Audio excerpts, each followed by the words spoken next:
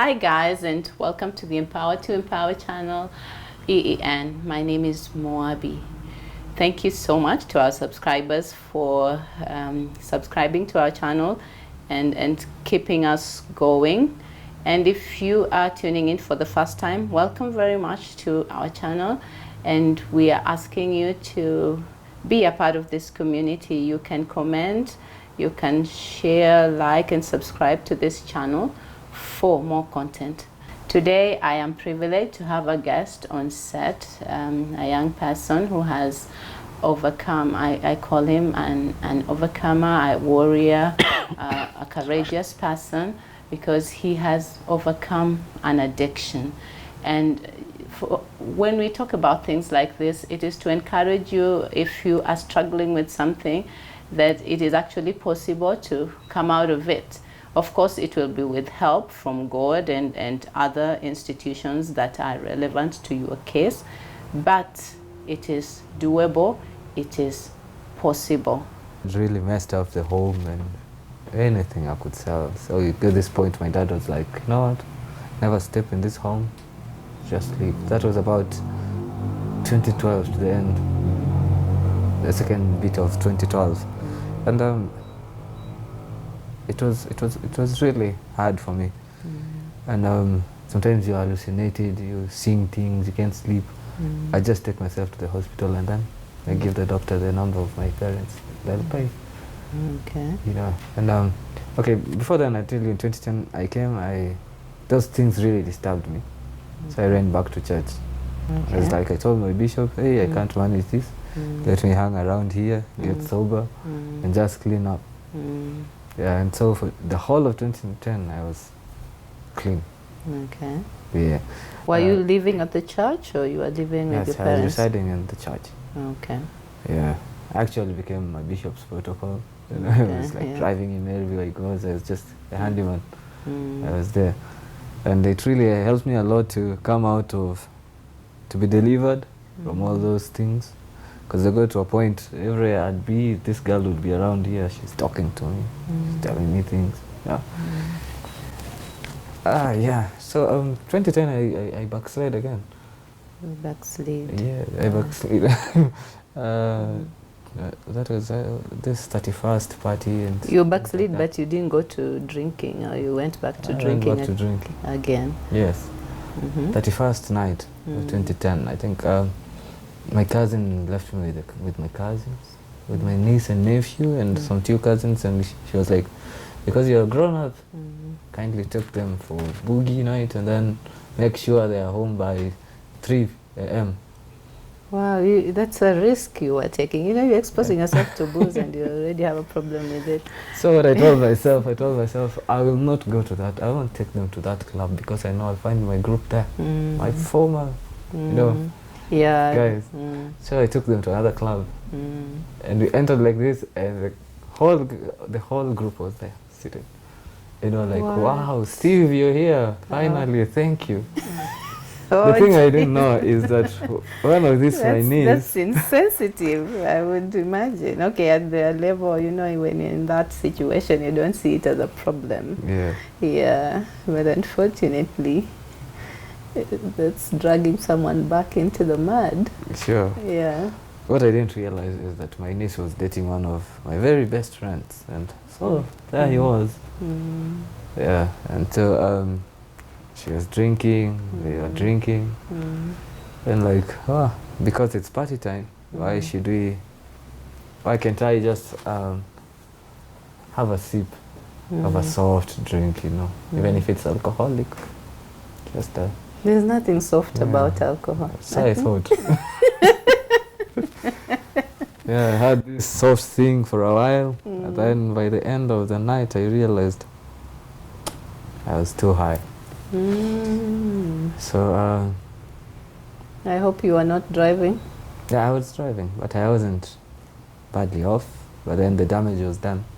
You know, with it's addiction, like it's like you have you've opened the gates. The gates once more here for everything else to flow in again. Yeah. Wow.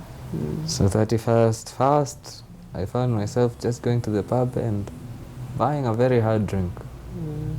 Now I'm trying to treat the hangover. See, I'm telling myself I'll just drink one hard drink so it clears this hangover once and for all. And then you enter another pub, you find another friend, and then he buys for you some more.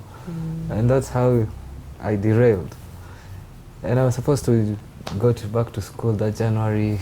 Everything turned around. Upside down. And then frustrations come in, and then you start beating yourself, resentments, and then you start getting bitter with people. Then I just sank back to where I used to be. Yeah. So that year I was taken to another rehab, I think in September of that year. 2012 I was taken to yet another one. And then after that 2012 one, I came back home and I went back straight to boozing again. And so when did your turnaround happen? Like when you just said enough is enough, I just want my life back.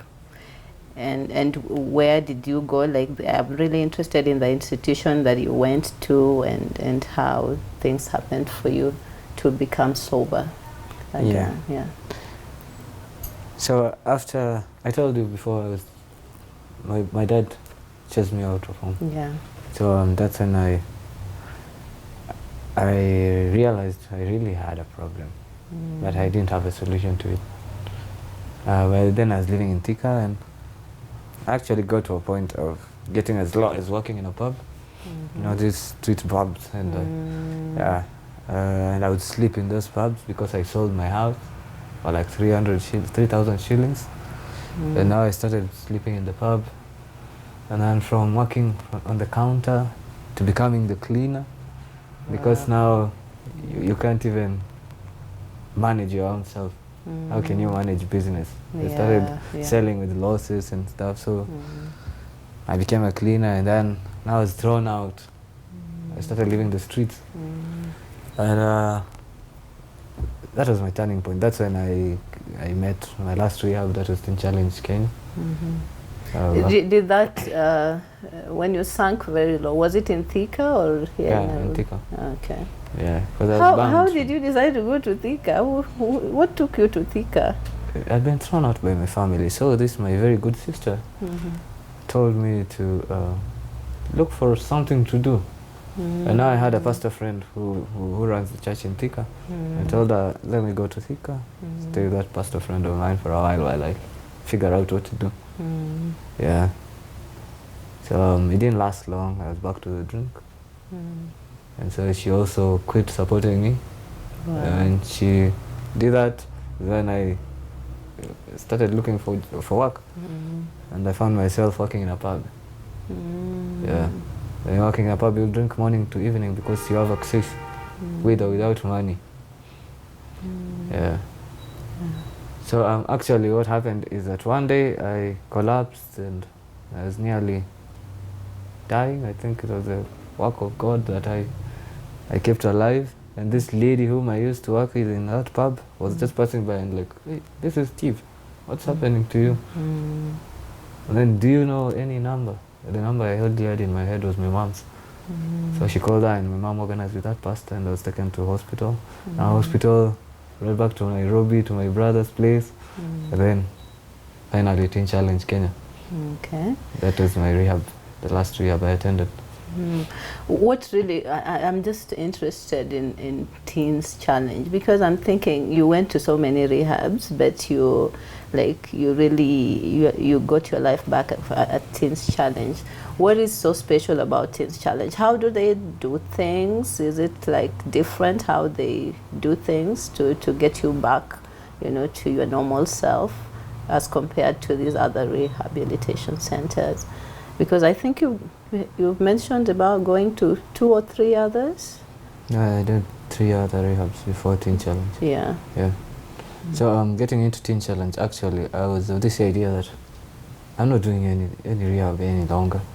Because, you know, you've done rehab until, no, that language, rehab it's language. It's becoming part of who you are, which is not supposed to be. It's supposed to be a place you pass through and get yourself back together and just forget about it. Yeah. Yeah. And one thing with the secular rehabs, I may say, is you know, that belief that addiction is a disease. And every meeting you attend is like, I'm Steve and I'm an alcoholic.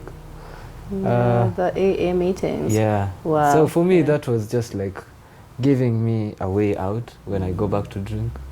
I just say, it's a disease. I need to cope with it. It's a terminal disease, you know.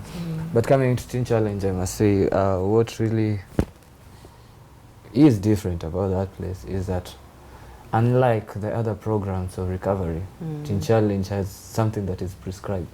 That is God. Yeah? Yeah. And I think that's the foundation that upholds that place. I must say, when I got into Teen Challenge, I was just tired. But you know, praise and worship in the morning, chapel services, you know, devotions. I think those are things that really captivated me and like took me back to where I belonged.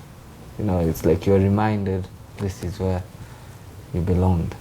You know, being young is equals to two things. We've got energy, a lot of energy, and time, you know, because what you do is study, and then the other time is, if you're not sportive, you know, or you have other hobbies, you have a lot of time on your hands.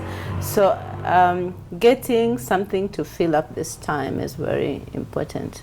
Yeah, I think for Teens Challenge, I can really see what they did actually is occupy your time.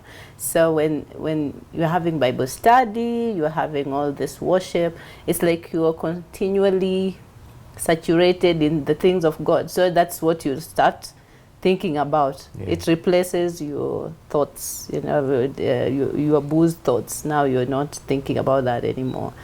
Yeah, I think it can be a struggle in the start, but once the culture kicks in, you become a better person. Yeah, sure. Yeah. And I think the other thing about Teen Challenge is that the recovery program is focused on making you whole. It's holistic. It's That is you physically. The whole person. Yeah. Spiritually, mentally, socially, and occupationally. Yeah, because and then you have times to go and work where everybody must work. Yeah, like duties, everybody must do their duties. We don't have employees to cook for us. I like that. I really love this. You see, that brings back that sense of responsibility. Because many addicts, those people wake up in the morning and disappear. They don't even mind making their bed. So the program helps you to really integrate back into society. But the greatest aspect is that it develops the fear of God in you. Yeah.